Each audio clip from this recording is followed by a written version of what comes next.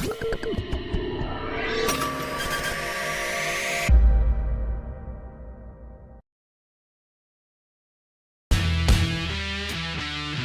Marquez menilai tidak masuk akal bila pemerintah Spanyol memprioritaskan renovasi sirkuit Ricardo Tormo dibanding pembangunan kembali rumah warga yang rusak akibat badai dana yang menyebabkan banjir besar di Spanyol. Sirkuit Ricardo Tormo mengalami kerusakan akibat banjir. Selain itu, banyak warga Valencia yang juga kehilangan rumah akibat banjir besar tersebut. Sebagai orang Spanyol, sangat sulit melihat gambaran yang terjadi, dan secara teori kami akan menggelar Grand Prix di sana. Namun saat ini saya pikir seluruh fasilitas pemerintah Spanyol harus diarahkan pada orang-orang yang kehilangan rumah mereka. Bahkan kami sudah kehilangan 100 orang dari yang saya baca semalam, kata Marc Marquez dalam sesi konferensi pers jelang MotoGP Malaysia.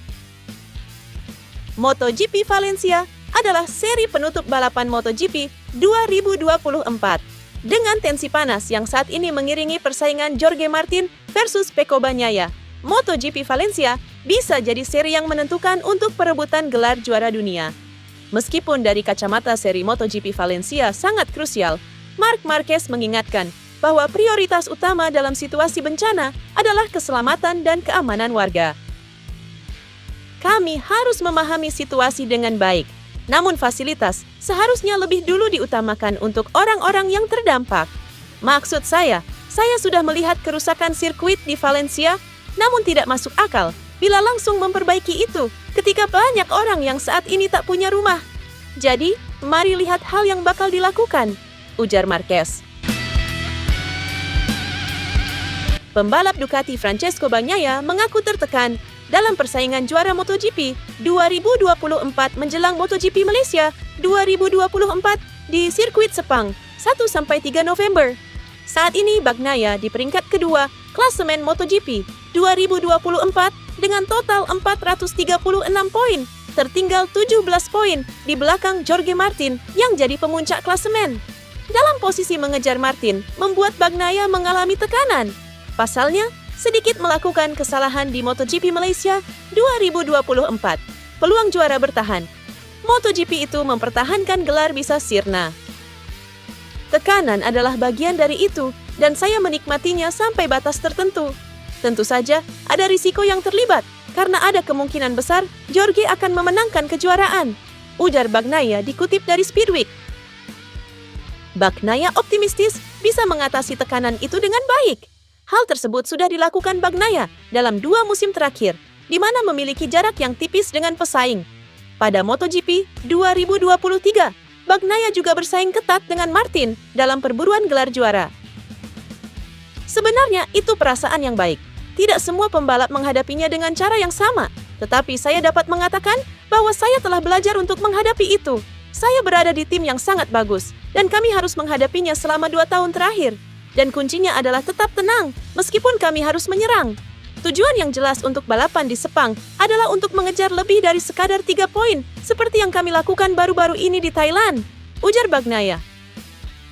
Sementara itu, Jorge Martin melakukan persiapan yang penuh kehati-hatian jelang MotoGP Malaysia, terutama soal persaingan rebutan gelar dengan Francesco Bagnaia. Beberapa persiapan yang dilakukan Martin tidak jauh-jauh dari latihan fisik dan teknis balapan. Menganalisis data dan video balapan juga menjadi rutinitasnya.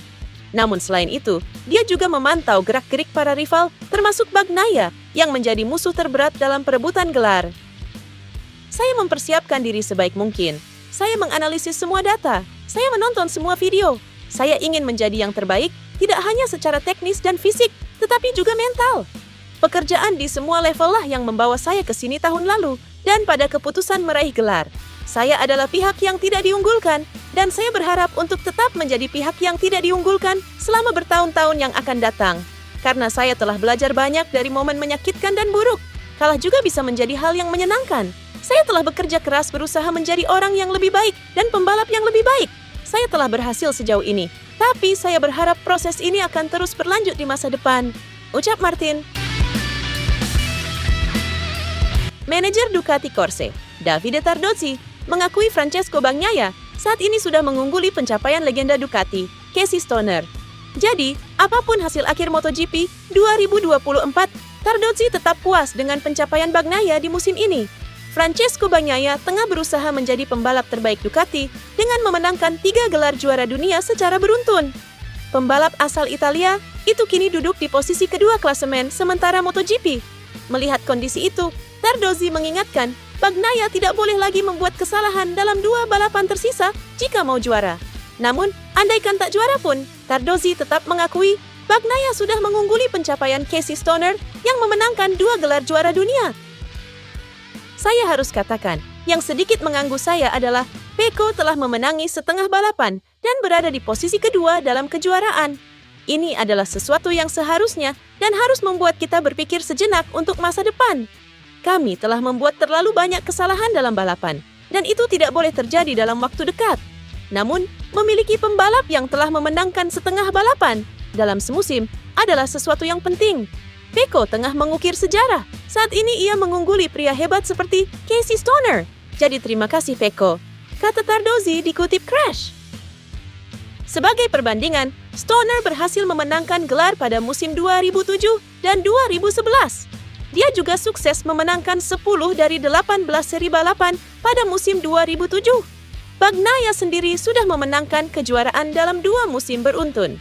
Saat ini, dia sudah memenangkan 9 dari 18 seri balapan di MotoGP 2024. Tak ayal, Bagnaia akan mengukir sejarah baru untuk Ducati, andai berhasil menjadi juara lagi pada musim ini. Andrea Iannone mengisahkan panggilan telepon dari Valentino Rossi yang memberinya kesempatan kembali balapan di MotoGP, tepatnya di Sepang, Malaysia akhir pekan ini. Iannone menggantikan Fabio Di Giannantonio yang harus absen karena operasi bahu kiri yang cedera. Rossi selaku pemilik skuad VR46 memutuskan menggaet sahabatnya itu sebagai pengganti Di Gia, dan keputusan ini dapat lampu hijau dari Ducati Corse. Anda jadi saat mendarat di Jerez, saya menyalakan ponsel saya dan saya melihat pesan dari Pale. Dia bilang, "Andrea, aku meneleponmu tapi ponselmu mati. Ketika kau membaca pesan ini, tolong hubungi aku kembali." Ya, jadi saya balik meneleponnya. Saya bilang, "Hai Pale, apa kabar?" Dia bilang, "Aku baik-baik saja. Aku punya satu pertanyaan untukmu. Apakah kau mau naik motor lama untuk 2 balapan terakhir? Karena Di Gia harus operasi. Saya tak butuh 1 detik pun untuk ambil keputusan." Saya langsung bilang, "Iya, tentu aku mau. Ujarnya sambil tertawa. Lewat GP1, Iannone mengaku sangat senang bisa kembali ke MotoGP meski sejenak. Ia juga mengaku tak menduga bisa dapat sambutan hangat dari penghuni paddock. Seperti yang diketahui, Iannone dapat dukungan dari Marc Marquez, Jorge Martin, Pecco Bagnaia, dan Marco Bezzecchi untuk balapan di Sepang.